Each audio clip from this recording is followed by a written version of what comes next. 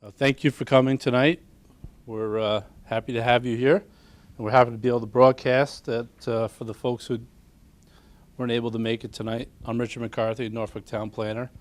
We're going to have tonight a WaterSmart landscaping workshop that hopefully you'll find interesting and I think informative.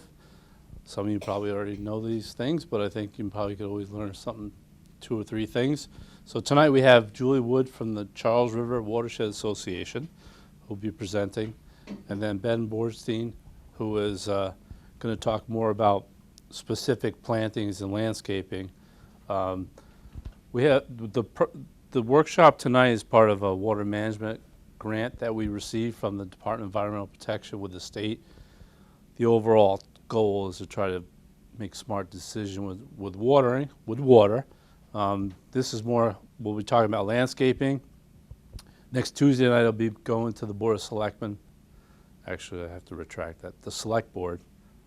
Kind of get used to the change. Next Tuesday, and we'll be talking about using rain gardens as a way to treat stormwater and detain it, as opposed to using, pipes, catch basins, and detention basins, and collecting in all one larger area. These will be more things that we'll talk about in scattered areas and strategically placed. So that's next Tuesday night. But some of the things we'll be talking about tonight will kind of fill in for next Tuesday. So I'm really excited to have the workshop tonight. Hopefully we learn some things, and I'll turn it over to Julie. And All right. I don't think, well, I'll give you the mic. Okay. All right. Great. All right. Good evening, everybody. I'm Julie Wood. I'm the Deputy Director with Charles River Watershed Association. Hopefully, I can figure out technology in both hands here. Let's see if I can make this work. Okay. All right. Good. So great. Yeah, thanks everyone for coming. We're really excited at Charles River Watershed Association to be partnering with the town of Norfolk on this project. I've worked at Charles River Watershed Association for over 10 years, and we haven't really had a project with the town in that time. So we always love partnering on projects with our watershed municipalities. And I especially love partnering with towns that we haven't worked in a long time. So it's great to be out in Norfolk this evening. So this is basically our agenda. I'm going to try and sort of give some folks some big picture. Why do we at Charles River Watershed Association care about what you guys do on your lawns? And maybe vaguely sort of some of these ideas, but I just kind of wanted to go through how all the land area and what we do on the land is so intimately connected with the river. And then I'll hand it over to Ben, who's our real landscape and garden expert. So Charles River Watershed Association, hopefully folks have heard of us. If folks haven't, always glad to reach a new audience too. We are a science-based advocacy group working on protecting and restoring the Charles River and its watershed. These are our program areas. We've been around since 1965, which actually makes us one of the oldest watershed associations in the country. Just one project I'll mention that we recently launched is our Charles River Climate Compact, and that's to work with our watershed municipalities. There's 35 Massachusetts cities and towns that are either fully or partially in the Charles River watershed, and we just recently launched our Charles River Climate Compact to really bring that group together and work on the regional challenges of climate change, since it is a big problem that's difficult for one town to take on its own. The particular project that allows me to be here this evening, as Rich mentioned, is funded by the Massachusetts Department of Environmental Protection Water Management Act grant program. And we called it Integrating WaterSmart Planning and Practices. And basically, our objectives for this project are twofold. One is to raise awareness about WaterSmart landscaping techniques. So it's great that you folks are here, and hopefully folks are watching at home, and we'll learn something about how we can be water smart on our own properties.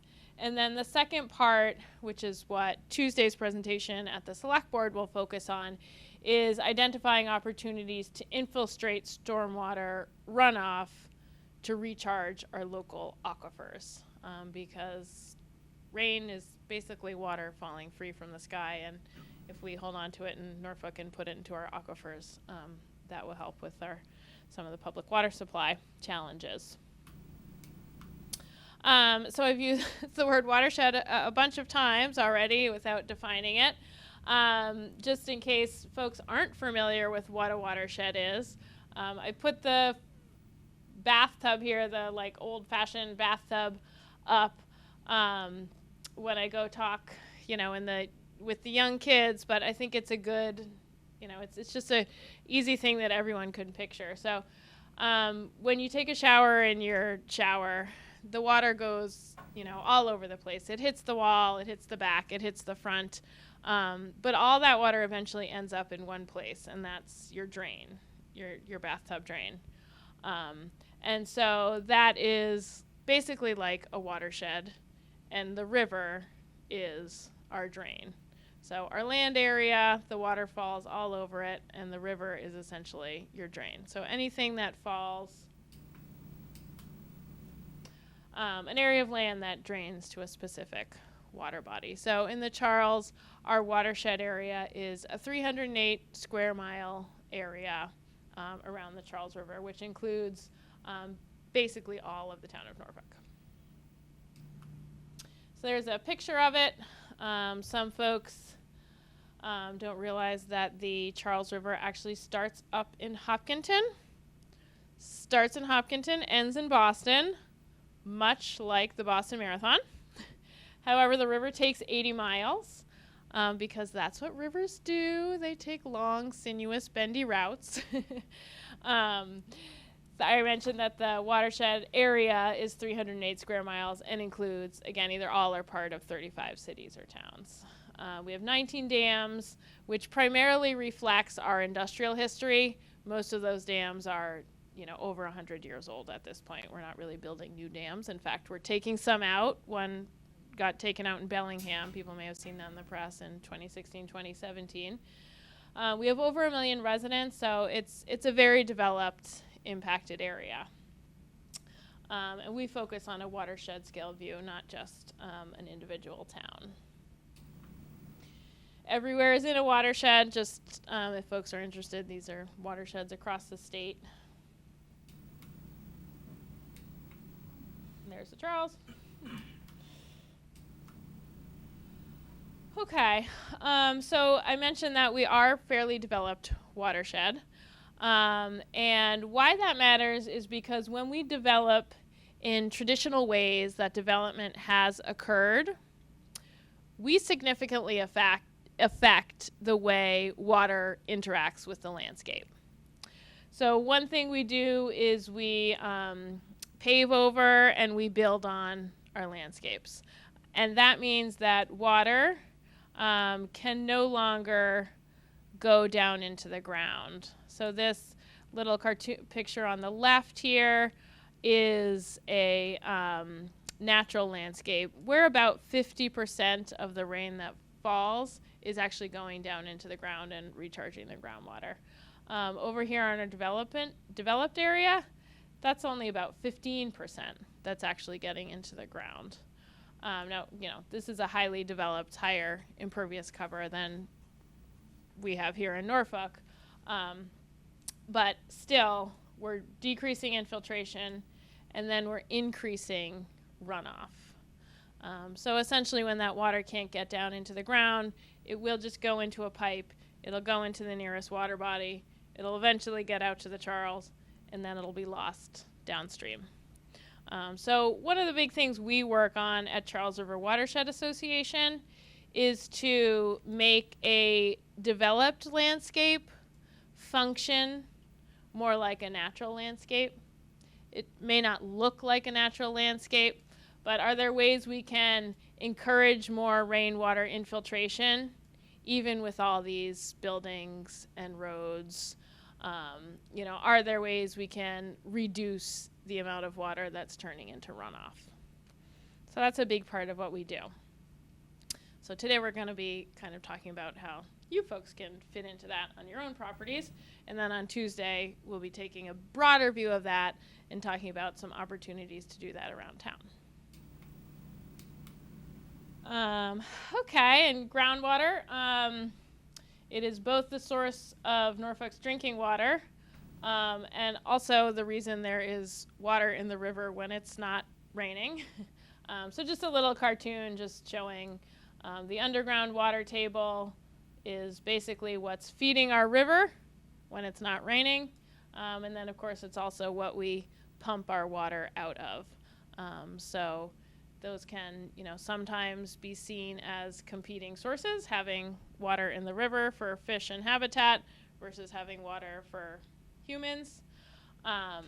So again, we do like to work on recharging as much groundwater as possible so that we're not in a situation where the river is seen as competing with a necessary, need for water for health and safety for our communities.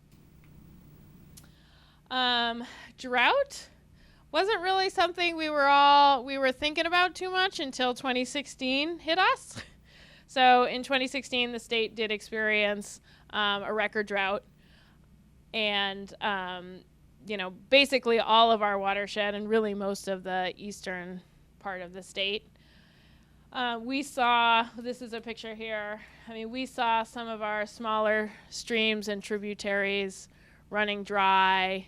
I'm sure folks, saw the impacts in their gardens or impacts on their lawns. I know Norfolk has had watering bans for a long time, but, most towns were instituting water bans and reducing their demand and having concerns in some communities even about having enough water, to be able to provide what their residents needed and, manage their fire issues as well. We do, although this was an official drought, one thing we're concerned about with climate change projections is that rainfall is consolidating. So basically our rainfall is sort of coming primarily in the winter and spring, which has always been sort of our pattern, but it's becoming more extreme, and then we're getting these longer dry summers. So even though we may not be entering official droughts, if we have really long dry summers, we can still have some of these conflicts. So just a few comments on conservation and drought management. The state implements various requirements. Though they have a Water Management Act permitting program, they have a state-wide drought management plan. So, these are things that would apply to every community every community that has a local water supply source. And then Norfolk, like many other communities, also elects to add additional measures for conservation on the local level with the mandatory outside watering restrictions on automatic sprinkler systems, swimming pools, and restricting watering to handheld hoses. So I'm sure most of you guys are aware of this. Some challenges that the community is facing that sort of led us to explore this grant opportunity. Summertime water use is still high. It can be a 50% increase over winter water use. It looked like it was a 44% increase in 2018, which was the most recent year that was reported to the state. So maybe that's coming down, which is a good thing. Having the ability to grow, obviously you want to have water for that. The town town just went through a whole process with getting a new well approved, and that'll be coming online. So obviously there's a cost associated with that. And then you also have in the community many private wells, which I guess don't necessarily always follow the same rules as the public water supply. Oh, I was doing so good. Ooh, okay. So apologies that this is maybe a little bit hard to see, but just to make the point that our watershed boundaries aren't always following our political boundaries. So sometimes where a community is pulling its water from, it may be in the same, what we call sub-watershed, as your neighboring communities' water withdrawal points, in which case you and your neighbor are basically going after the same water. Or it may be in a completely different sub-watershed. You know, maybe your neighbor has, your neighbor's in this sub-watershed and you're in this sub-watershed.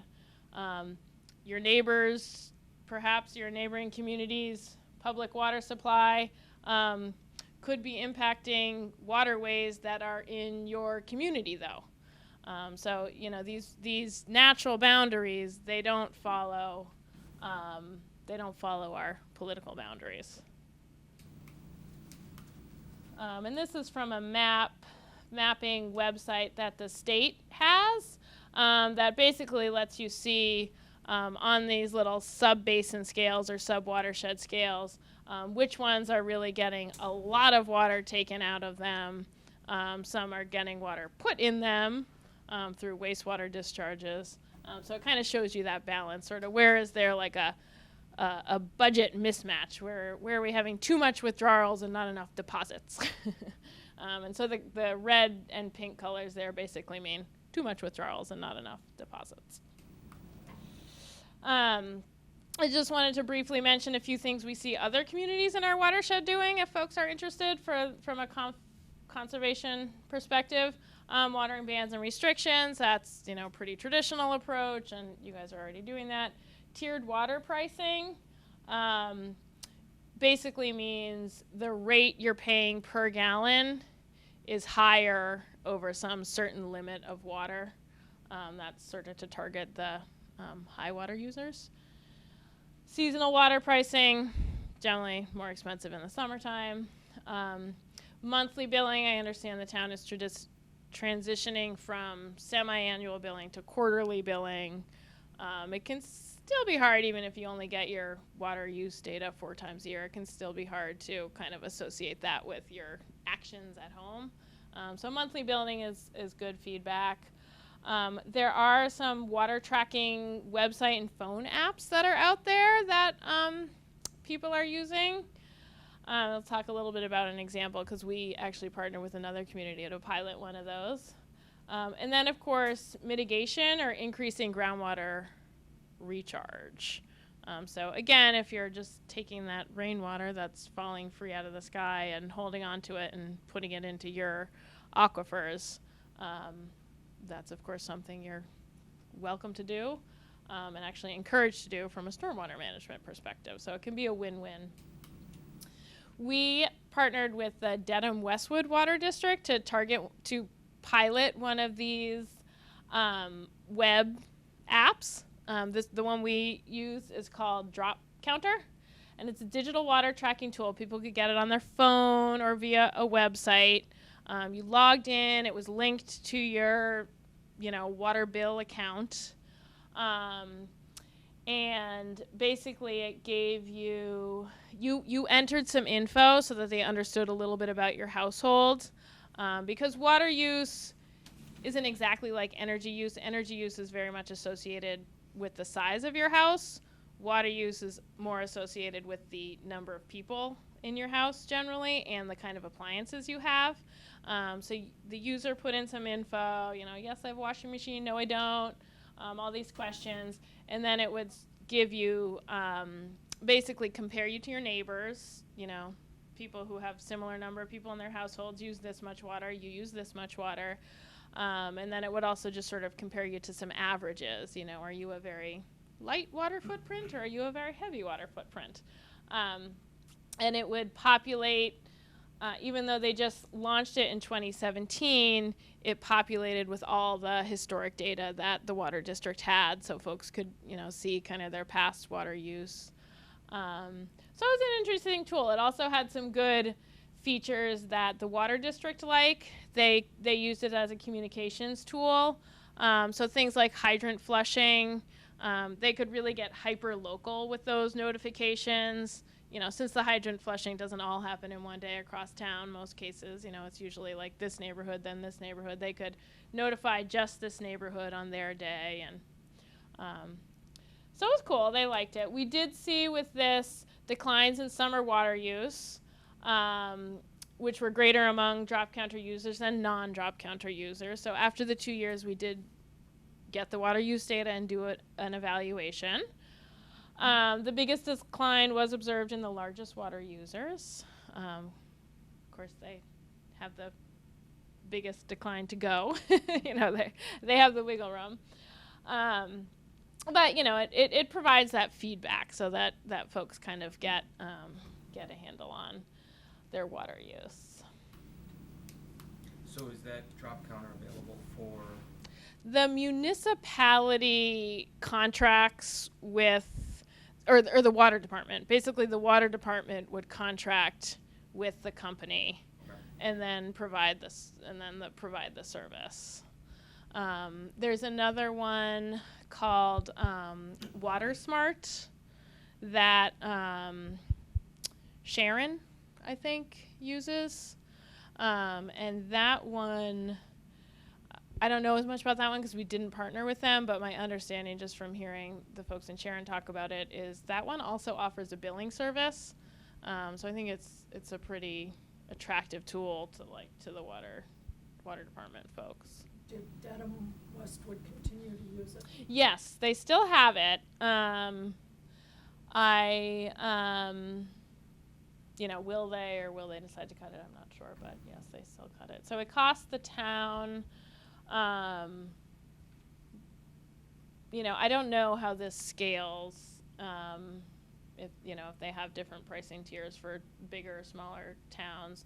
Basically, in our project, they were charging the town about $1 per account to run it. So I'm sure if anyone in the town is interested, they're kind of a startup, so I'm sure they'd be happy to talk to anyone if folks are interested. And then, of course, I'm sounding like a broken record on this, but increasing groundwater recharge, really kind of a no-brainer. The rain is readily available. Don't let it get away. Opportunities for many co-benefits, including reducing stormwater pollution. The community has some requirements because of a new state stormwater permit. So it's, to your benefit to get that stormwater in the ground. Add greenery, opportunities to maybe use it as traffic calming. What is traffic calming? Traffic calming basically is slowing cars down is all it means. And so some communities will put green infrastructure along a roadway, and in sections they'll narrow the roadway, so they'll extend the curb a little bit more into the roadway so that one section is a little more narrow. Do some planting behind that, and that narrowing of the roadway tends to make cars slow down a little bit. So Makes others go around. makes what? Others go around. Well, they just When they know that's narrowing, they come around. okay. I think I'm not I don't know. following. You think if you're gonna speed up and go around a slow driver, to be. Okay. Yeah. Yes, no, it's not an extended narrowing. It's just a small, I see what you're saying, yeah. Just a small, like the size of a parking space or two, basically. Oh, Yeah. it's like a little choke point. Yes.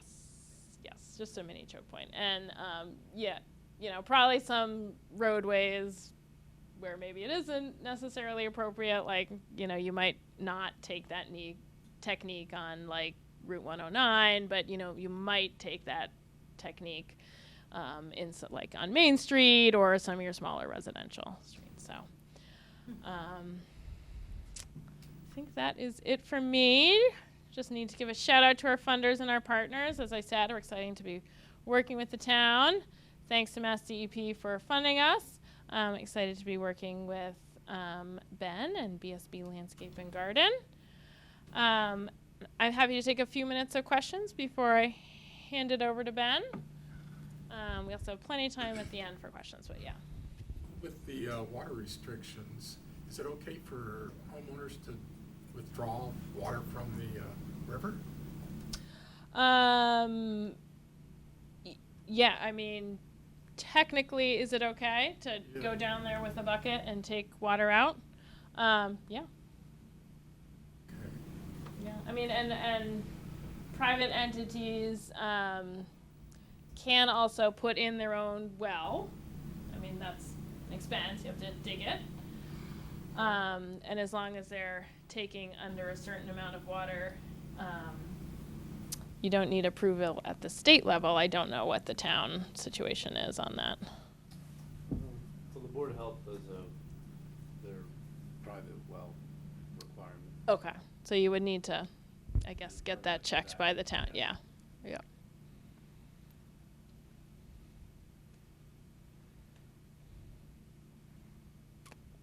Okay. All right. Well, I will hand it over to Ben. I'll do a little intro just so people know what an expert you are. So Ben Bornstein is the owner and principal designer of landscape design and install business BSB Landscape and Gardens based in Scituate, Mass. He's lived in Eastern Mass his whole life, has a deep understanding of ecology and natural process of the New England region, and his design philosophy focuses on environmentally sustainable land use with the goal of restoring and enhancing the biodiversity and ecological function of residential and commercial properties. And you actually have a degree in geology and environmental science and civil and environmental engineering. So you can see why we're so excited he was interested to partner with us on this project. All right, I will hand it over to you. Thank you, Rich and Julie, for setting the stage and for the introduction. And thank you all for coming out on a ironically rainy night, but we seem to have a lot of those this spring. But conserving water is still very important, even though we have an abundance of it this season. Just to learn a little bit about the audience here, how many would you, just show of hands, how many would consider yourself gardeners, per se? Okay, and of those, how many enjoy doing yard work, or how many feel like it's a chore they don't rather not do? Okay, and amongst all of you, how many do all of the landscaping yourself versus and then versus hire a landscape service? All right, so a good mix. I just want to kind of target some of my points to who's in the audience. So the first thing I'll talk about and why this is important, particularly in towns in eastern Massachusetts that have kind of water quantity issues, as well as water quality, but tonight we're really going to be mainly focusing on water quantity issues. It sounds like the town of Norfolk has some of these problems in terms of the capacity of their water supply. And my town in Scituate on the South Shore, we experience a similar issue with seasonal and sometimes year-long water restrictions for outdoor water use. So that being said, just wanted to, these are some national statistics, and just wanted to point them out before we get started. The EPA estimates that 30% of all household water use is for outdoor uses. So that's washing cars and vehicles, landscape irrigation, power washing decks, whatever it is, it's outdoor use. And then of that outdoor water use, about a half is estimated to be for lawns and gardens. And that number is based off of a household average. In terms of a population-wide estimate in the United States, it's estimated that a third of all residential water use is for landscape irrigation. And there's kind of a moving target on the number there, and it changes with the year, but I've seen 7 billion gallons per day is a number that's thrown out frequently, but I've also seen it quoted as 8.5 and up to 9 billion gallons per day is water that's being either drawn from wells or coming through a municipal system and then sprayed back onto the land for landscape irrigation. Of that water, we're very inefficient at how we water, and that's a major problem that we're going to discuss tonight. So of that, 50% of residential and commercial irrigation is estimated to go to waste, whether that's from evaporation and it's not getting to the intended, going into the soil and being taken up by the root zone of plants or lawns, or whether it's runoff, like you're spraying the edge of your lawn, it's going into the road and just running away, or it might just be overwatering. It's just unnecessary. You don't need that much water. So tonight we're going to talk about ways that you can be water smart at your own property. And the primary objective in being water smart is to really reduce, or in an ideal world, fully eliminate the need for outdoor water use in landscape irrigation. In coming up with this presentation, I kind of came up with 4 different tracks, I guess, on how you can do this. And the first is a design-based approach, and that's really going to be for the future. That's going to be, if you move to a new property, how do you plan and build your new landscape? Or maybe you're going to make a new garden or something like that. It's a little bit more planning involved, and it's a little more cost intensive because you're really talking about a new installation and a new design.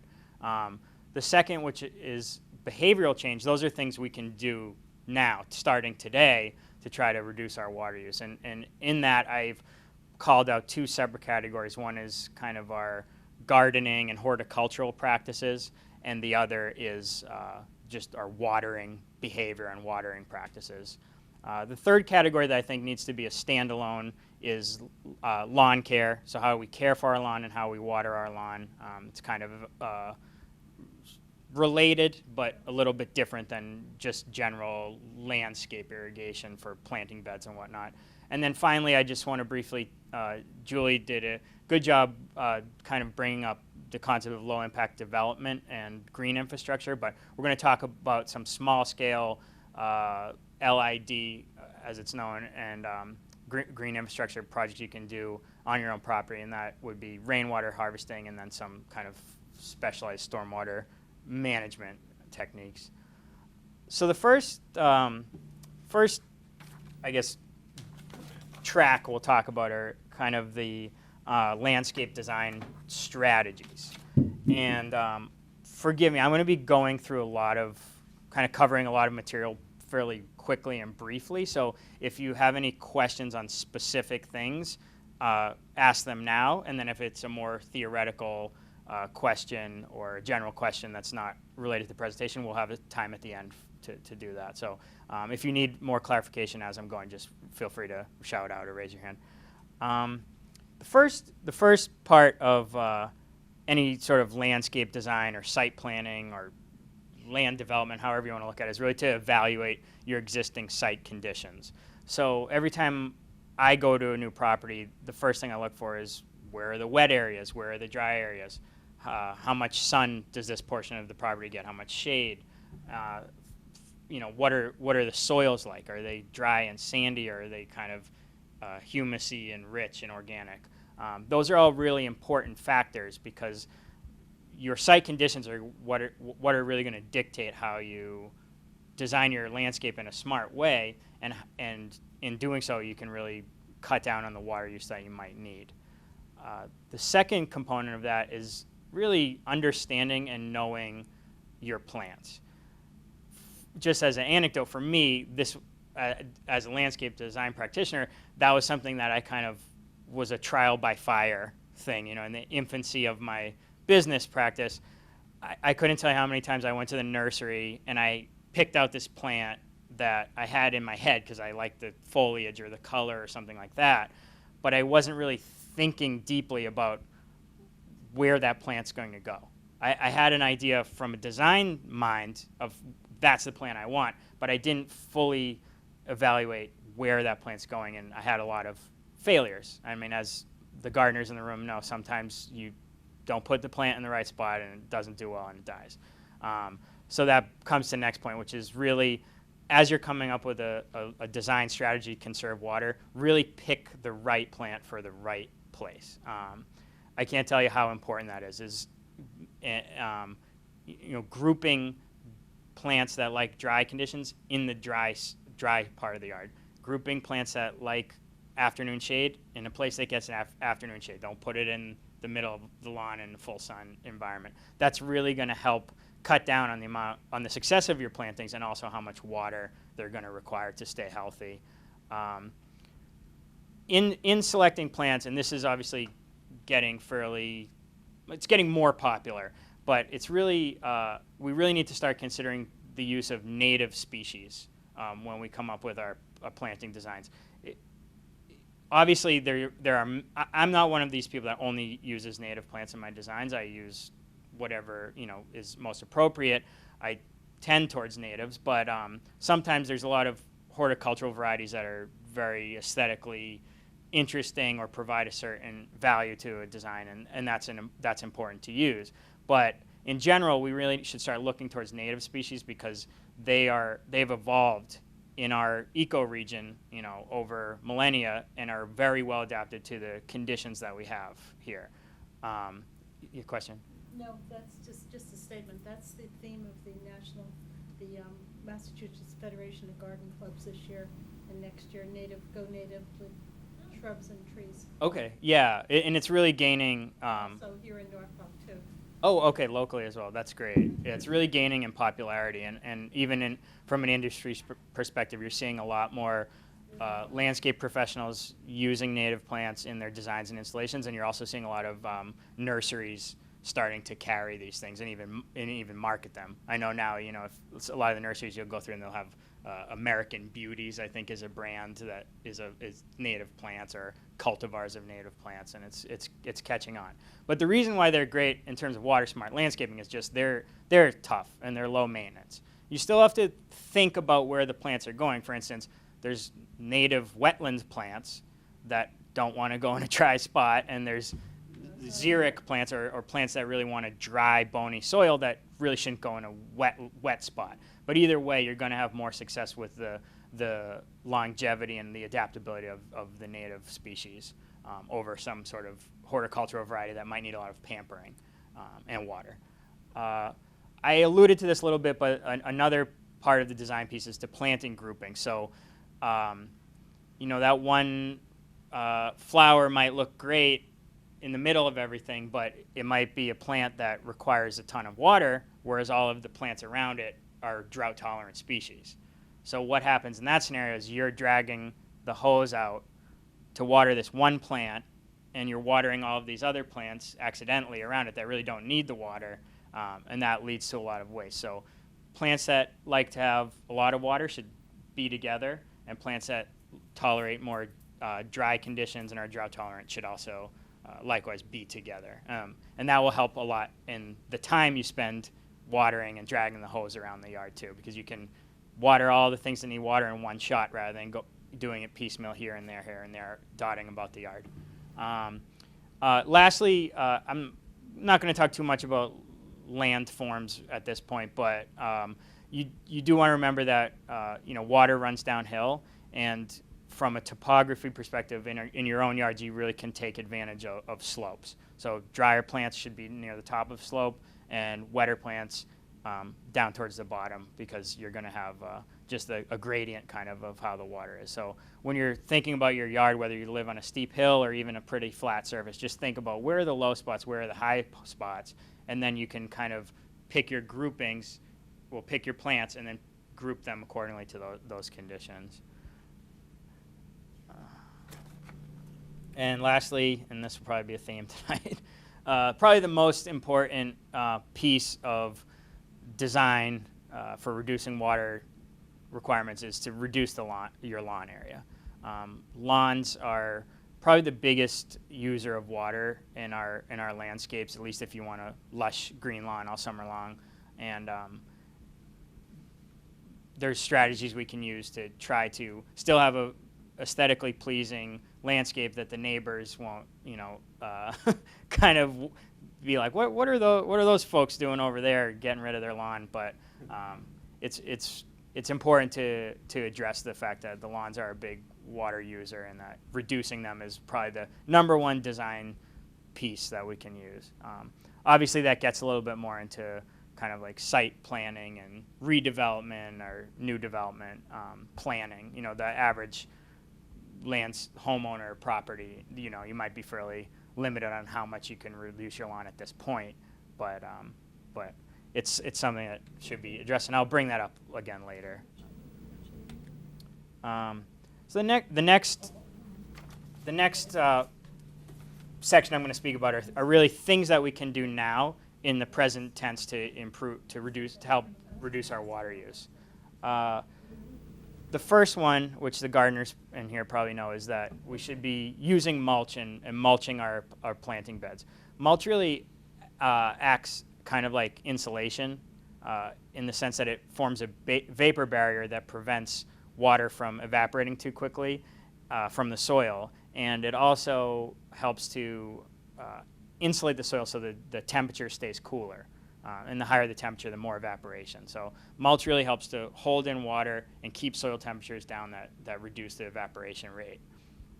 The second piece is to amend your soil. So adding compost and organic matter will help the moisture retention capacity of that soil. Soils that are really dry and sandy will really not hold on to water. The water will drain quickly.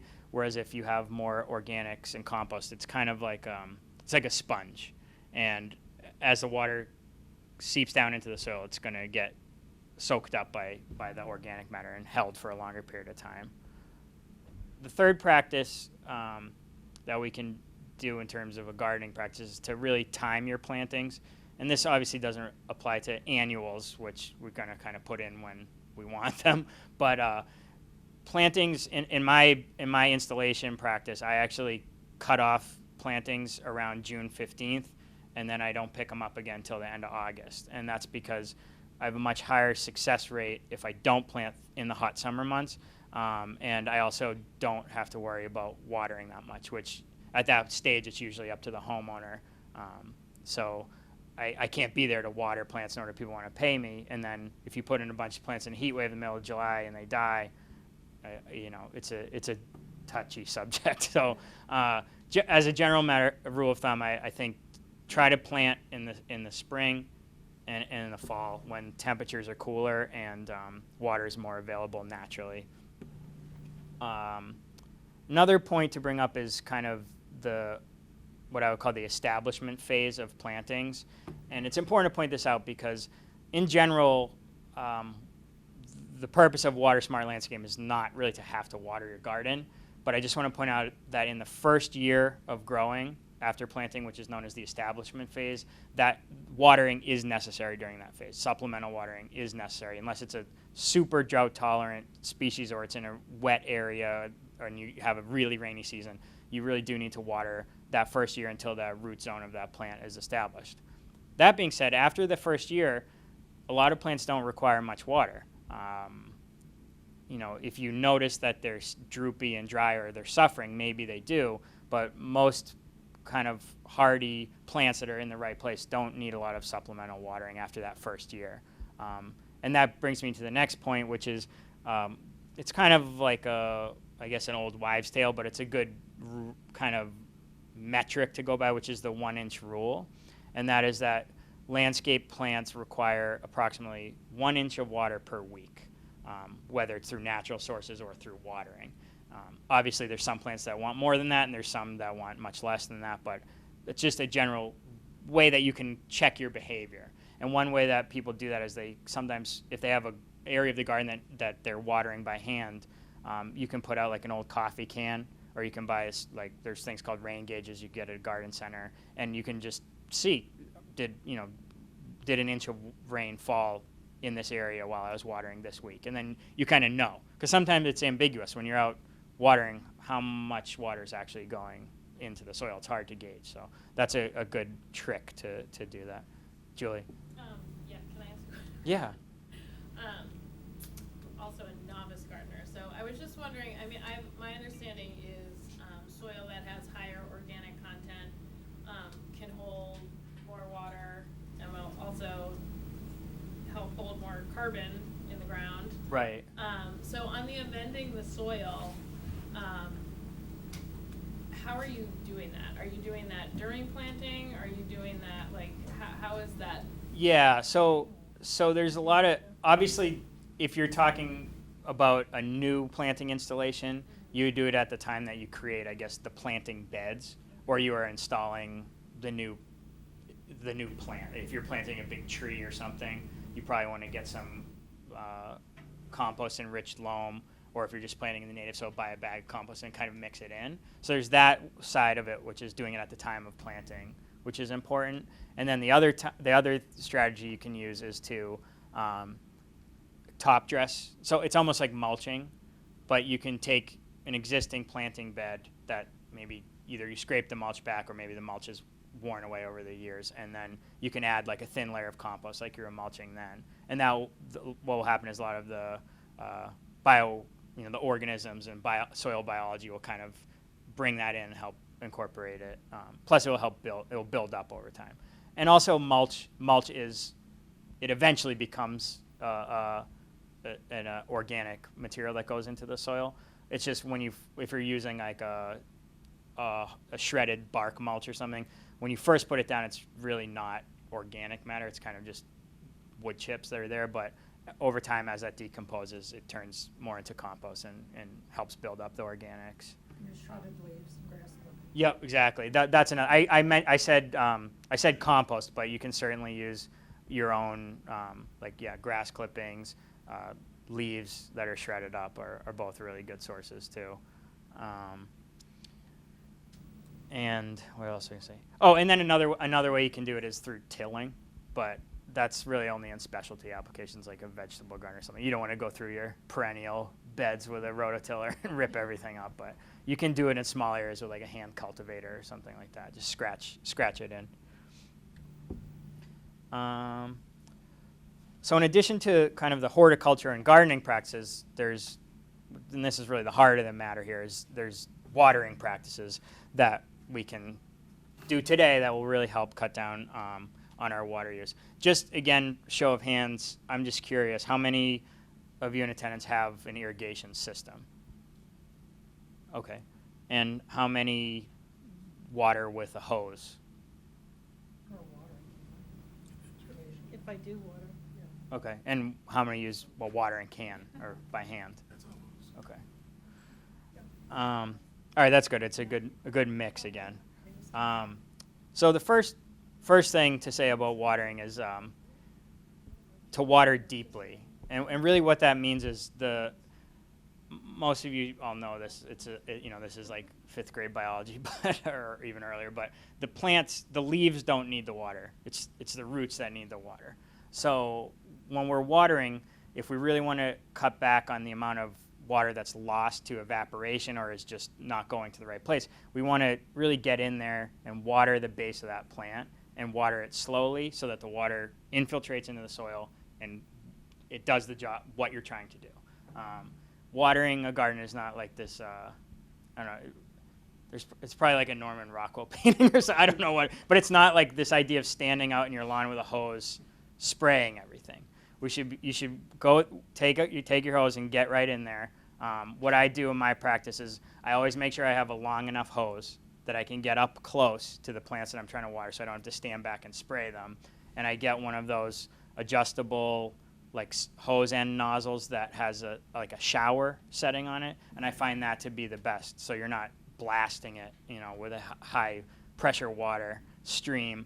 And then on that front, I'll also mention, when you're using the nozzle and you're connecting your hoses and everything, every year, check that you don't have water leaking out of the spigot or connections.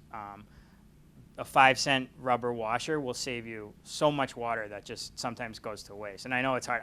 I too have a hard time, I use the hose and I say, oh, the hose is leaking, and two months will go by before I get the washer and put a new washer in. But it's really an important, an easy way to cut down on how much water is lost when we're watering. And on the same topic of watering deeply, we also shouldn't be watering so much that water's starting to seep up and run away. Just water to the soil is fully saturated and a certain amount is infiltrated. But if you're watering to the point where it's ponding up and running off, then that's too much. I kind of already mentioned it, but we really don't want to be spraying plants.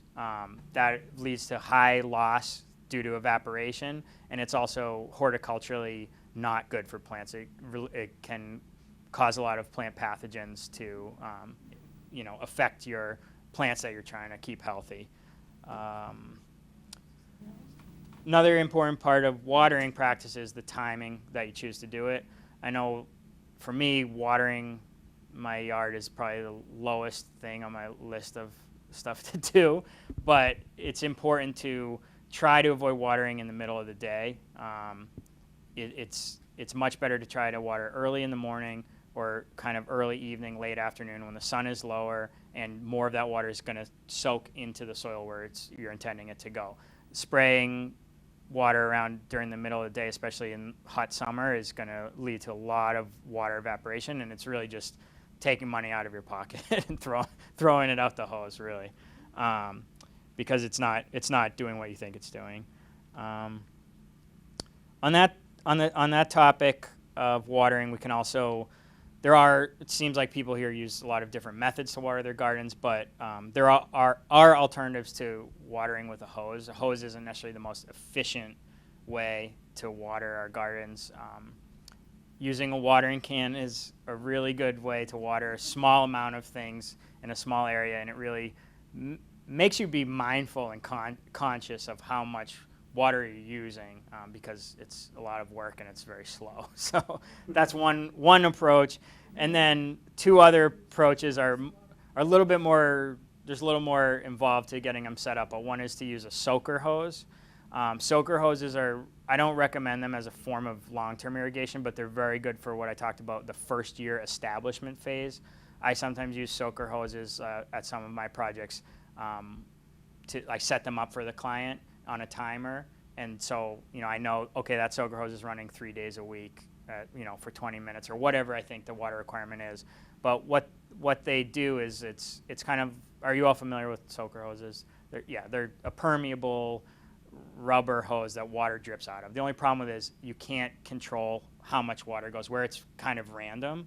That's one problem, and the other problem is they're cheap. They don't last very long. So I don't recommend it from long-term water use, A, because they're unpredictable in terms of watering amounts coming out, and B, they don't last long and they spring leaks and they're not good. But if you're investing in a new planting and you don't want to be out there with the hose every day, that they're a good short-term solution for that, and it will cut down on how much water you would otherwise use hand watering with a hose.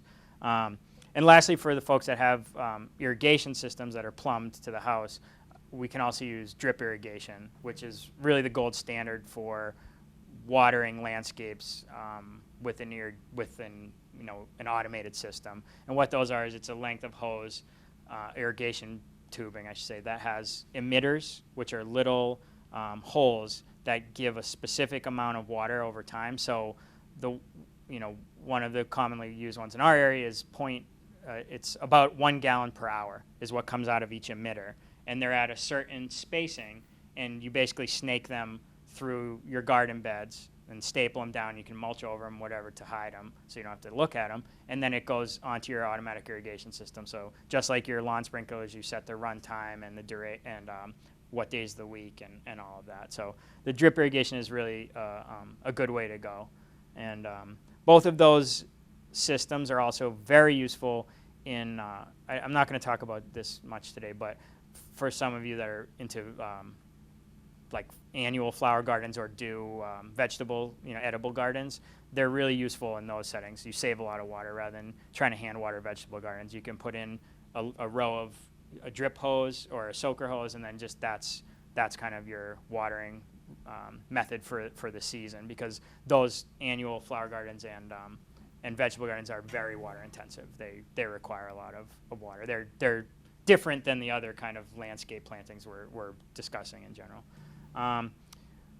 Same on the topic of, for those of you that have irrigation systems, it's also important to optimize your system, and you really want to do that by figuring out both the time of day that the system's watering. I think I told Rich this on the phone the other day, but you wouldn't be amazed how many properties I go to where the system turns on at like 2 in the afternoon because they had it set to AM, or what they thought was AM was set to PM because it's a 24-hour clock.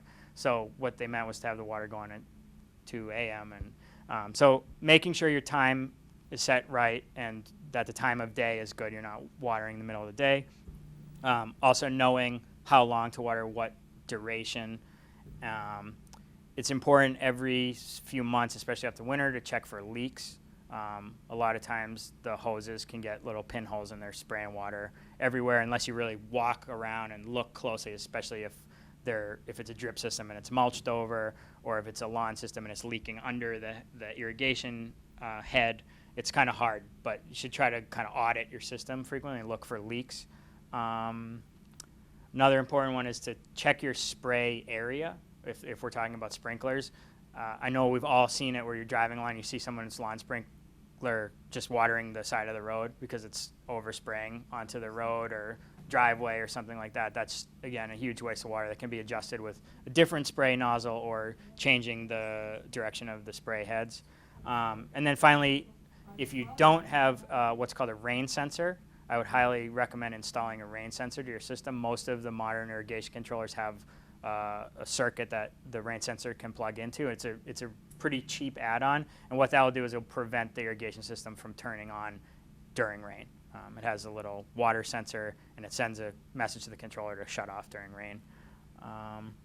And for those, a lot of people that have irrigation systems, you rely on a landscape service provider irrigation service to maintain those systems. And these are things that you should, kind of ask them to do. Just let them know that water use is a concern, and these are things that you can have them make modifications to, or if it's in the sense of a rain sensor, add on. And it should be a fairly small expense. Okay, so the next topic is we're going to get into kind of the lawn aspect of things. And most of these principles, aside for the real lawn care part of it, are very similar to what we talked about during the horticultural and watering practice part. Just as an aside, this is actually a lawn that I have maintained for about 6 years, and it's never been watered and never used herbicide or rarely even fertilizer. So it is possible to have a somewhat green lawn. Obviously, you can tell though it's a little bit earlier in the spring, but just thought I'd show you that it is possible. So one of the things with lawns, and this is more when you're going to do your reseeding or if you're creating a new lawn area, is much like selecting our plants. We really want to select the turf grass that we're using. So lawn is a selection of different turf grasses. Usually it's a blend of different species, and there's many different species of turf grass that we can use. Some require more water, some are more drought tolerant. They all have their own characteristics, but it's important to kind of look for, pick a seed selection that is going to be more drought tolerant and require less water. And that's something that if you go to your local nursery or garden center, they should be able to help you with. There's also some seed companies that you can talk to directly. Colonial Seed in Connecticut is a good one that can help point in the right direction of drought tolerant turf grass to use. In terms of some of these things, I don't know if you mow your own lawn or you don't, but if you do, these are good tips, and if you don't, you could ask your service provider about it. One thing that is good to do is to mulch the lawn clippings back. So when you're running your mower, don't have the clippings get sucked off into the bag and then dispose of them. Let the lawn clippings fall back into the lawn. They make special mower blades and special mowers that help with this purpose. They usually have 2 blades instead of 1, and it cuts the grass clippings into a smaller piece. And really what that's doing is it's providing the same benefits that mulching your planting beds is. The grass clippings fall down in between the blades onto the soil surface, and they act as a source of mulch to help insulate the soil, that keeps the temperature down, keeps evaporative loss lower, and it also acts as a source of nutrients for the grass once it breaks down, so you can reduce fertilizer use and things of that nature. Another thing to do when you're mowing is to mow high. Really, I would tell people to mow the lawn as high as you can tolerate. I have some clients, I don't do a lot of lawn care, but I have some clients where they'll let me mow the lawn at 4 inches, and then I have other clients that always want it at 2 inches, like looks like a putting green. So, yeah. That looks like that's low mowing. Yeah, I think this property, it's about, that one's probably like about 3, 2.5 or 3, but it's also the lighting in the picture is kind of funny. But I bet if I got up closer, it might look. Well, the walkway to the grass, it seems like it's. Oh, it's because the walkway's a little lower, so probably gets a little more scalped there from the mower running over it. But yeah, keep mowing high will help to, when the grass is taller, it's usually healthier and develops a more robust root zone that's going to be more efficient at accessing and taking up water. And it also, when the grass is taller, it provides more shade on the soil surface, and again keeps soil temps cooler, and you have less heat and evaporative loss. Another thing that's important is to keep your lawnmower blade sharp. I'm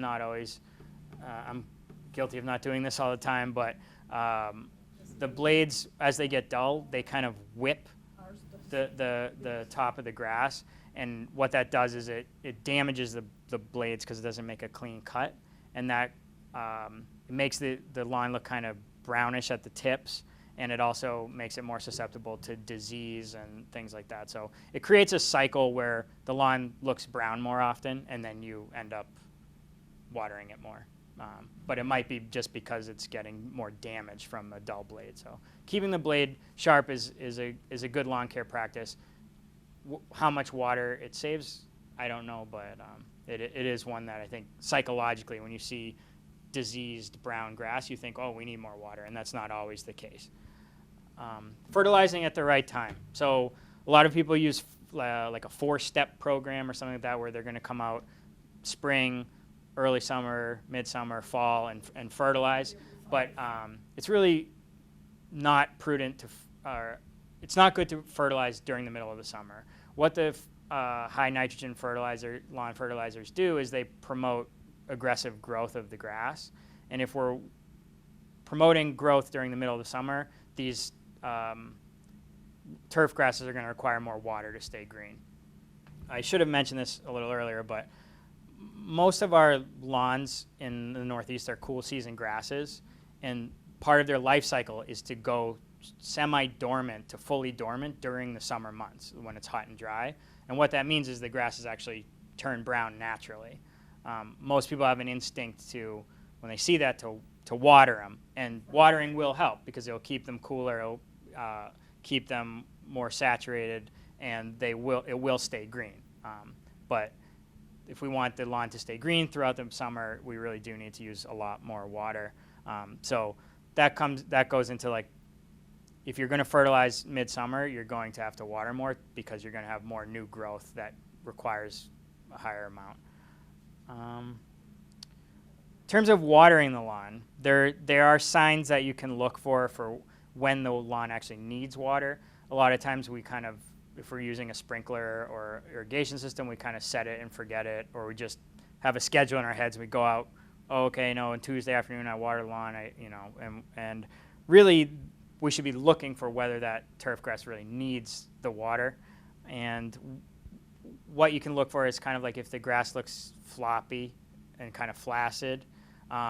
If you push a wheelbarrow or you walk through it and you notice that it left like a trail, you can see where your footprints were or the wheel of the wheelbarrow went. And that's kind of an indicator that the lawn might be dry. Also, go out with a small garden trowel, or if you have soft soil and you can kind of scratch at it with your finger, just check if the soil's dry. You'll be able to tell if it's dry and sandy and dusty versus whether it's pretty well saturated. And then also, obviously, the biggest indicator for when to water lawn is if it's starting to turn brown.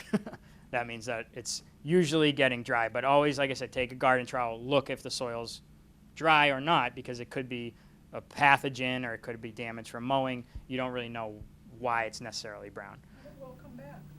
It will, and that's the biggest thing. The lawns turn brown and they turn green again in the fall. It's just part of the natural life cycle of these cool season grasses that we have.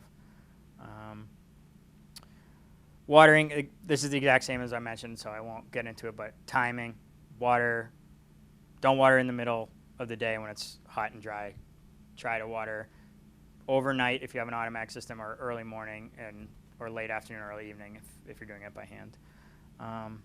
Same as with plants, we want to water the lawn deeply and infrequently. Infrequent watering will lead the plants to grow a more robust root system to try to seek out deeper sources of water, and that's the same for grass and plants, perennial gardens or trees and shrubs.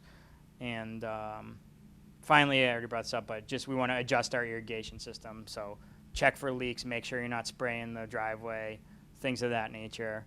And also, we can kind of reduce the water needs of turf soil by water needs of turf by helping with the soil health. And we can do that by trying to avoid compaction. So if you have an area of your lawn where maybe it's like an extra parking space that cars pull onto, that's not really a good practice. We want to try to avoid compacting the soil with heavy machinery or automobiles, things like that, or even areas where there's a lot of foot traffic.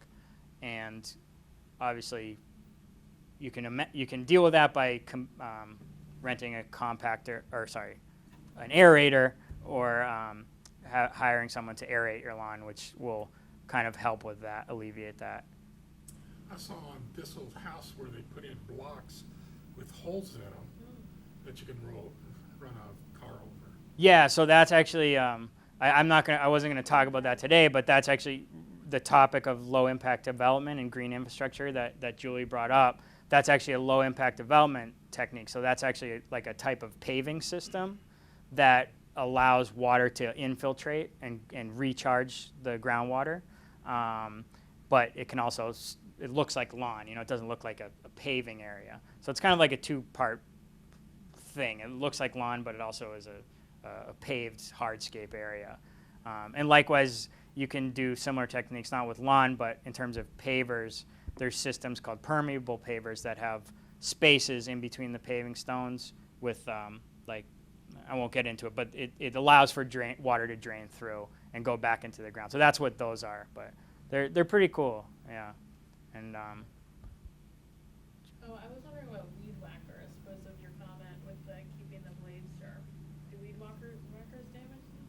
yeah, they do. They kind of like just whip at it, but they're in terms of lawn care, the weed whackers they're kind of only for like doing the edges of stuff. So. I have a very small lawn though. Oh. Weed whacker. Yeah, it's not. I would say it's not like a best practice, but if you have a very small lawn, then that's probably fine. If you really want to get into it, you could get the old-fashioned lawn shears and go cut it by hand. Make my kids do it. Yeah, exactly. I have one off-topic question. Sure. Slightly. So I heard it's not good to mow your lawn while it just rained because it's bad for the blades. Is that true?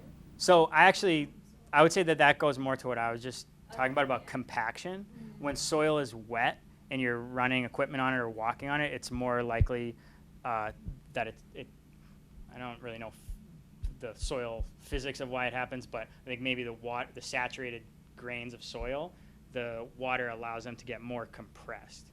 And then it kind of like holds that form, especially if it's like a clay soil or something like that. So I think that's why they say that. And then also don't mow when it's raining, because I mean, yeah. the same as don't spray your plants. If you're cutting all these little grass plants and it's wet, it's more likely that they're going to get some sort of plant pathogen, like a fungus or something that could have go right into their system. What's that? Instead of falling uniformly, they clump up. Well, yeah, and it's just a pain in the butt. And it makes your mower, you have to clean out your mower and everything. So,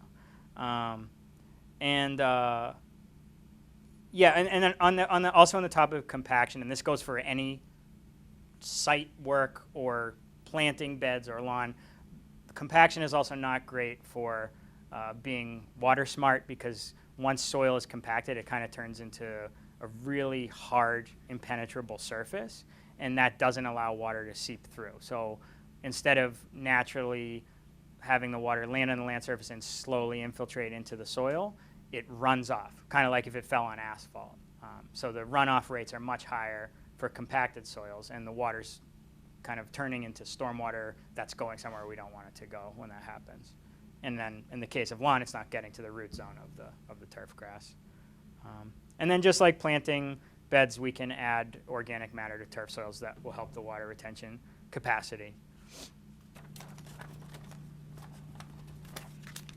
And I said I would talk more about lawn philosophy when I was in the design piece, and here it is. So basically, and I'm going to proselytize a little bit here, but what we need to do to really reduce the impact that lawns have in our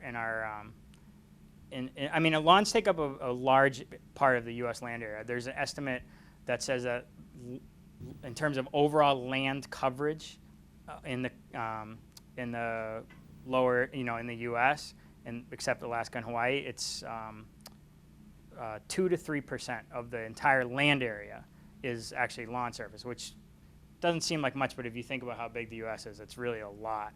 And actually, turf grass, if we consider it to be watered, is considered the largest agricultural crop in the United States. It's much bigger than corn or soybean or anything like that. So one way we can try to reduce the needs, water needs, is to change the way of thinking about our lawns. And I came up with a few tips that I think are good. One is to, I already talked about this in the design piece, one is to just to reduce the lawn area. So if we think about our lawn and turf grass areas in our yards, how much of that space do we use as lawn? How many times do our kids or grandkids or neighbors go out and actually recreate on that lawn surface? And usually you find that the actual utility area of lawn is not very high. So perhaps we could maybe consider reducing the size of our lawn and thereby reduce our watering and maintenance demands. Related to that is, if we're going to reduce the lawn, what do we do with it? I guess we could replace lawn area. I showed a photo here as an example by one of the designers that I follow pretty regularly, Larry Weiner. I brought some books after this. If anyone wants to flip through, I have his textbook back there. But this is an example of a property that had a expansive front lawn that they transitioned back to a mixed grass and wildflower meadow of native plants. And you can see there's still a small lawn area up near the house. That's probably sufficient for this property owner's needs. But the rest of the space has been converted to this kind of wild space that adds a lot of aesthetic value, is much more easy to maintain, and provides an incredible amount of ecological and environmental benefit. Butterfly friendly. Oh, very. It's friendly for everything, something like that. It's really restoring what would exist, in nature into a developed landscape or land use pattern. Next philosophical argument about lawn is that perhaps we could consider mowing less often, so allowing our lawn to grow a little taller. So the shorter the grass, the the root zone of turf grass kind of mimics the height of the turf grass. So if we're mowing a very short lawn, the root zone is generally like shallower and not as deep and robust. So if we can get in our heads to kind of mow less often, maybe let things be a little less tidy, it's going to be less maintenance and less water demand overall. And then finally, I don't remember where I heard this. It actually might have been, there's a watershed group in my area, the North and South River Watershed. I think they might have said this once at one of their meetings, but I heard this once. It's brown is the new green. So embracing the fact that our native, or the lawns that are local to our area are cool season turf grasses that turn brown and go dormant in the summer. And just knowing that they're going to turn green again in the fall, and don't worry about heavily irrigating them to kind of maintain that nice green golf course look over the middle of the summer.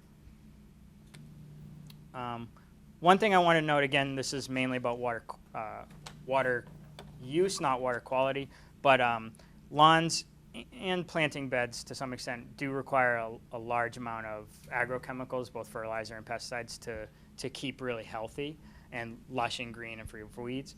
And in terms of, if we're talking about an environmental or a watershed perspective, many local watersheds also deal with the problem of excess nutrient runoff. Phosphorus is a big one, but a lot of them are, the nitrogen and potassium are also issues in some regards. And then also, if we're talking about herbicides and pesticides, I mean, I don't even want to think about what's going into the local surface waters and also our water supplies. But if we can be more prudent about how we use our fertilizers and pesticides, and if you hire a service to do that for you, just make sure that ask them about how what sort of best practices they use for applying those materials, and just question yourself whether it's really something that's necessary for you.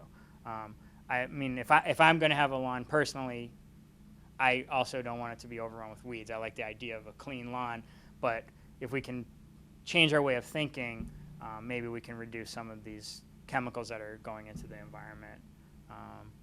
And just very quickly, so you all know, I mean, it's pretty common sense, but a couple of best practices, since this is kind of a practical seminar on fertilizer and pesticide uses. Always look at the weather forecast a few days out, and don't apply before any sort of heavy rains are predicted. So, like those pop-up thunderstorms that come through, and all of a sudden you get 2 inches of rain in a couple hours or something. Probably not a good morning to put down a bunch of herbicide, because most of it's going to wash out. You want kind of a prolonged light rain pattern in the future, but not right when you're putting down these chemicals. Another one is to use a blower or a broom and any sort of granular product that gets onto hardscapes, driveways, walkways, roadway. Just sweep it up and either collect it and put it in the trash, or save it and broadcast it somewhere farther into the lawn. In terms of planting beds, I'll note that there's certainly times where pesticides and herbicides are needed to preserve some of our ornamental plantings, but a well-designed garden with the appropriate plants and the right soils really doesn't require much, if any, fertilizer, and will rarely need a lot of pesticides if the plants are healthy. Do you do soil tests? Oh yeah, I should mention that. Any time, and this is something when I talked about your service providers that might do fertilization for you, always ask that they do a soil test. And soil testing is a really important part of kind of that initial, when I mentioned doing a site evaluation, always do a soil test maybe every few years. And the one I use is the University of Massachusetts Agricultural Extension Service has soil testing. It's quite reasonable for the amount of lab work that they have to do. And you basically, if you go to the website, they'll tell you how to collect a sample and then directions for sending it off. And what the soil test will do is really tell you whether you need those fertilizers or not. And in a lot of cases, I found that you don't. Or a lot of times you'll buy a fertilizer a starter fertilizer, let's say you're seeding a new lawn, and those are very high in phosphorus compared to just a regular feeding fertilizer, and you might find that that soil actually is already high in phosphorus for some reason, whether it's naturally occurring or from past fertilizer application, and you might not, maybe you shouldn't be getting that high p-value fertilizer. So definitely would recommend doing the soil testing anytime you're going to talk about fertilization or something like that. Oh, and it also tells you the pH. So it tells you your NPK value and your pH, and there's some other tests you can have it do. It does a lot of micronutrients as well, and lead, which is if you're doing edible gardens or even gardening near, like, a lot of my house is from 1910. You know, I know there's lots of lead in my foundation beds from old paint application and things like that. So yeah, soil testing is important. So I'm getting a little bit short on time, but we're getting towards the end here. Sorry. So just to talk a little bit about kind of the low impact development, green infrastructure strategies we can use on our own property to try to, I guess, gather our own water on our own site rather than using municipal sources. One is rainwater harvesting, and I'm sure most of you have heard of the idea of rain barrels.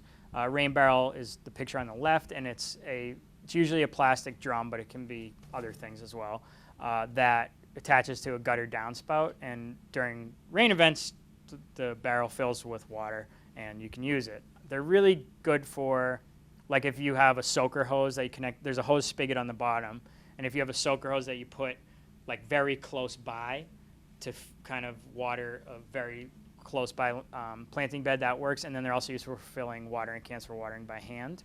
If you want to do any more extensive irrigation with the rain barrel, there's small pump systems that you can buy, because most of them are just gravity fed and it doesn't get the pressure you need. But there are small pumps that you can, there's some solar powered ones. I think there's ones that plug into that you can use to pump the water. But they're kind of a good small scale way to collect water and do the right thing. They're not super useful for large areas. In terms of, this is really not so much for us residential property owners, but for larger areas, there are much more intensive rainwater harvesting systems we can use. The picture on the right is like a cistern, which is basically a big engineered rain barrel that probably goes to a pump system that you can use for landscape irrigation. And then for very highly engineered systems, there's subsurface containment systems. They're just big, giant cisterns that are underground. And I think there's some municipalities in Massachusetts that have actually used those for athletic fields. Because I know that's an issue in our town, is we put in a new athletic field and then they didn't realize you couldn't have an irrigation, or you couldn't run municipal water for the irrigation system. And then the hydrogeologist said, well, you can't drill well either because there's no water here. So we have a brown field that if we had planned appropriately, we could have harvested rainwater. But I do think that there's some towns that do that around here. But you see a lot more of these rainwater harvesting systems in more dry areas like out west and things like that. However, I will say always check your local bylaws, because some areas do prohibit the harvest of rainwater, particularly in drought-stricken areas like out west and things like that. My wife's from Colorado, and in her municipality, you're not allowed to harvest rainwater.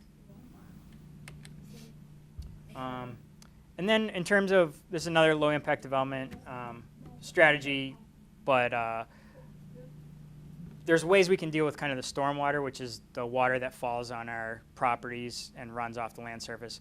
And one way is to build rain gardens, which are kind of designed shallow depressions that capture rainwater.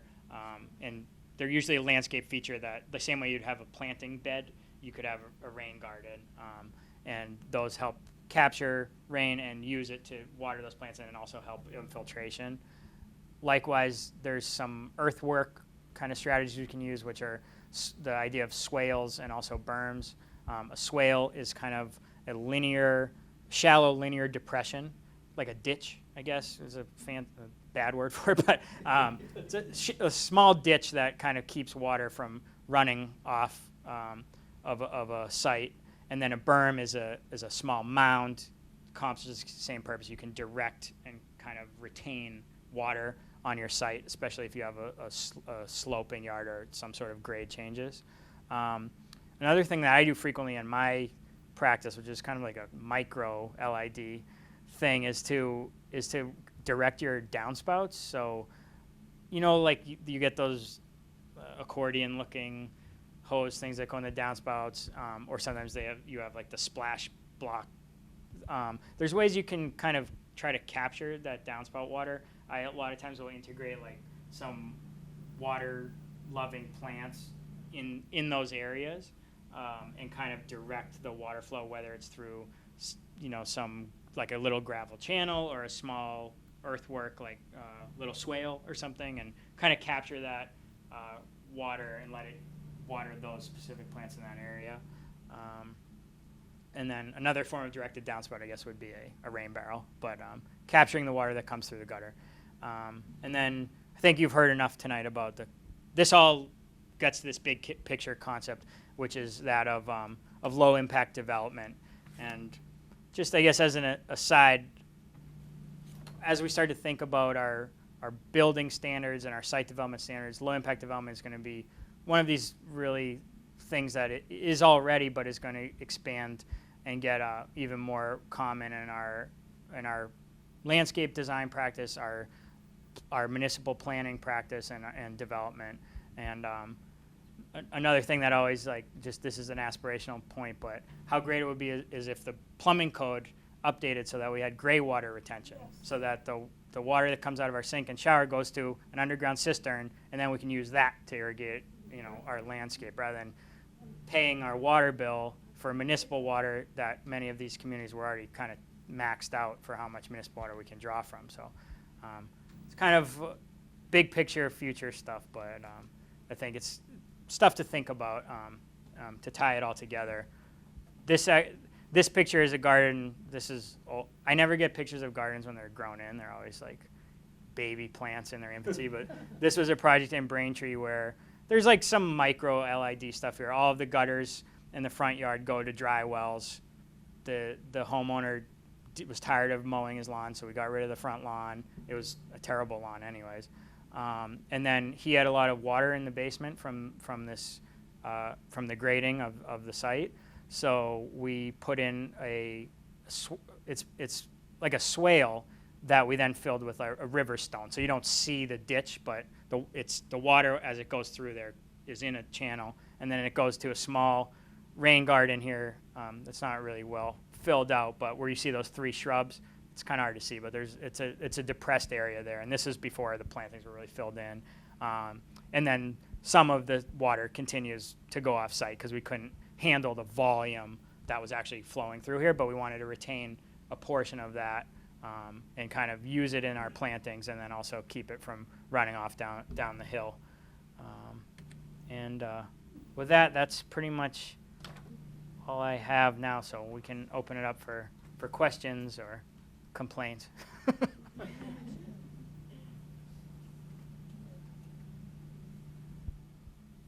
I have a question about the rain sensors. Yep. So we live in a development, and I know there are rain sensors for residential homes, but a development that has a huge sprinkler system, what are those issues? Do you have the name of a company, or? Yeah, so I'm not, I use a subcontractor for big irrigation stuff, so I don't know exactly, I'm not super well versed, but I'm pretty sure a lot of the commercial large scale controllers are similar to the homeowner residential ones. So let's talk after, and I can point you in the name of some manufacturers and how you could go about doing that. But yeah, it is a fairly, as long as the infrastructure is set up on the controller, so as long as it has a circuit that could plug in, the rain sensor could plug into, it's a very simple add-on. If it doesn't, then you probably are talking about getting a new controller and then redoing all the wiring. And it could be a more involved process, but I can tell you some. Great, Yeah. thank you. Yes. This is for Julie. Can I put these up on our website? Oh, Oh. yeah, we'd love you to. Is there a link to it, or We should haven't I even scan put them it? on our website, but we will send you electronic copies. If you, either you can email me or give me your email address. Okay. So Thank you. is that something the town could put Yeah, on? yes, our we are gonna website? put them up as well. That's great. Yeah, our website's the Garden Club in Norfolk. Oh, nice. One thing I should mention now, it's very minor, but in the handouts, there's a list of resources, and I could even send you guys an updated one from. But one thing I forgot to mention that's a very helpful resource is your county agriculture extension service. So like I'm in Plymouth County, there's a Plymouth County Agriculture Extension. Yeah, and that's also a very good resource to get information on kind of sustainable gardening and landscaping and things like that, or any issues that you have. I have a question about grass, just because we do get this question a lot. You were talking a little bit about seed selection and type of. Yeah.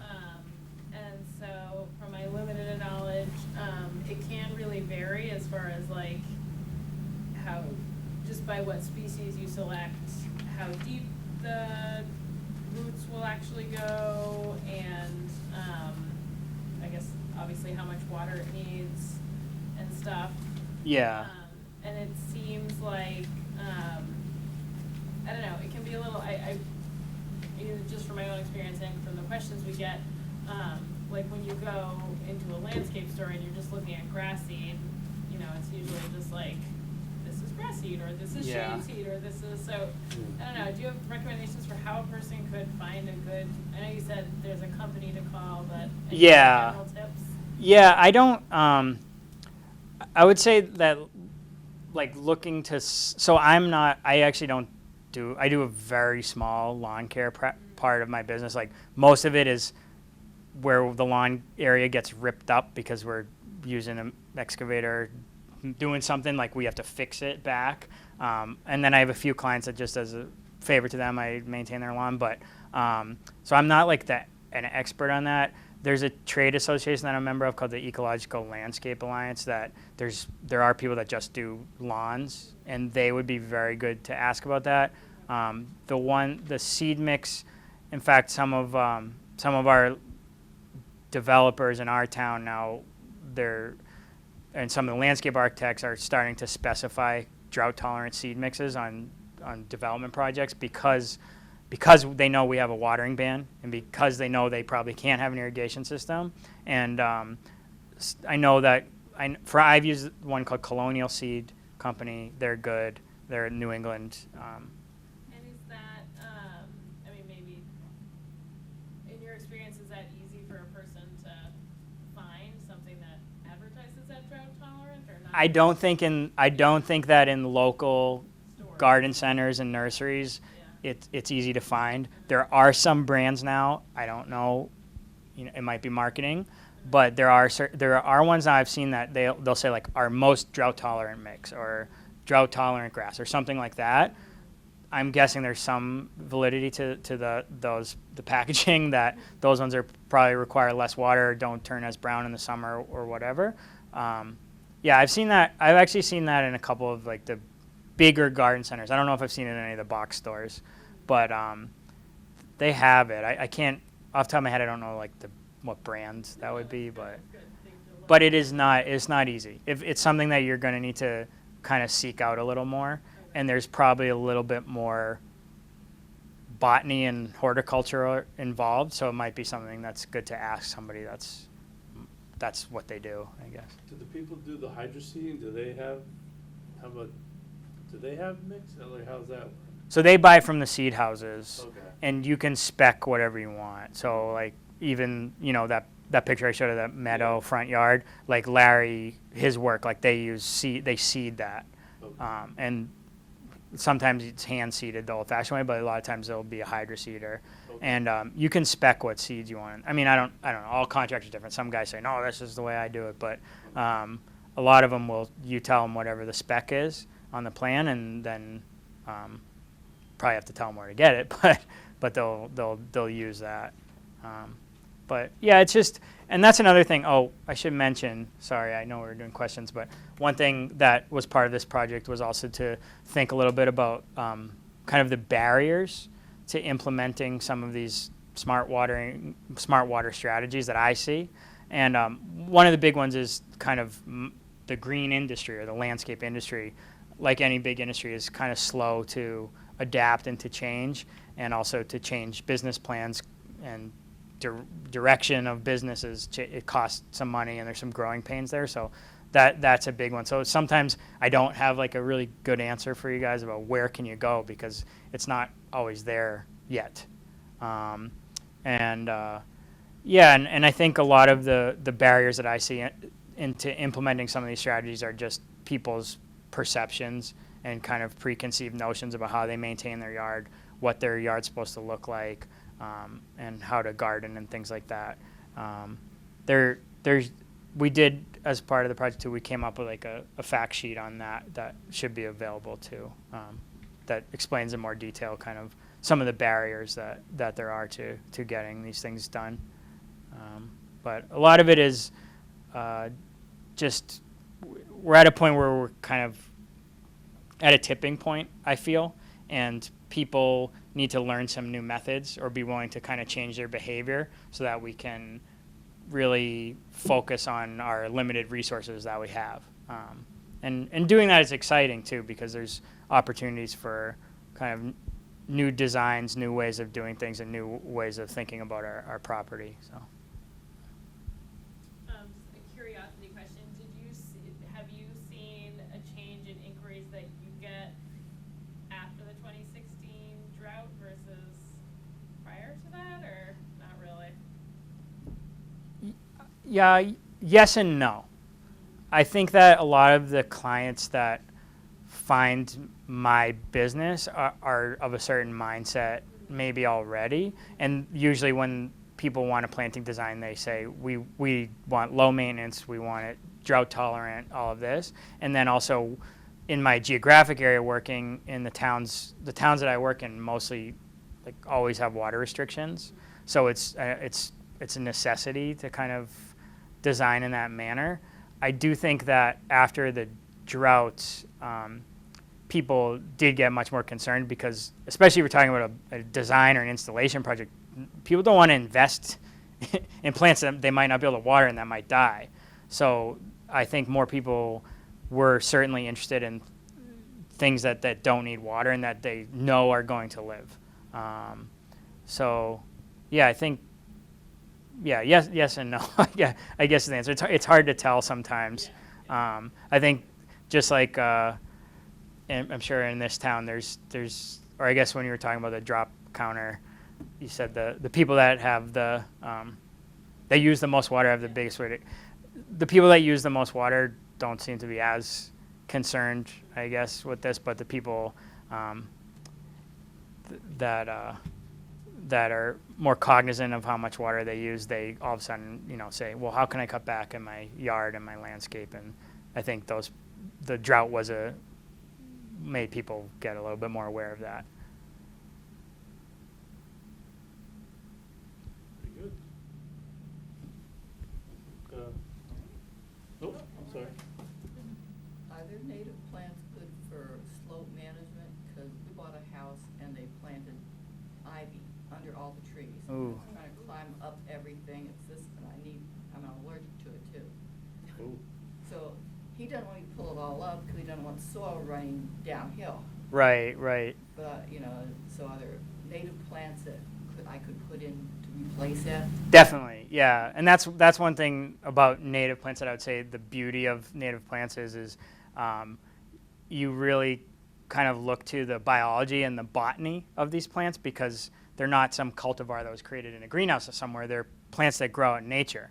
So a lot of the species that we use for slope stabilization are plants that would grow on a steep slope that's subject to erosion, and that's where they like to live. So there are definitely natives that are good for that purpose, and if you want to talk after, I can give you a few ones that I use sometimes. But slopes are tough. Steep slopes are tough, especially. And it's a shady slope. Yeah. Well, that complicates it further. But yeah, they're tough. That first years or first few years, I guess, until things really are established and filled in, can be tough. But there's some kind of, not engineering, but there's some strategies you can use in the meantime before the plant's fill in to help stabilize if you do rip out all that ivy, terms of erosion control and, yeah, you could always terrace it, right? But, yeah. Thanks, Ben. Yeah. Thank you. Thank you. Thank you. Thank you. Thank you.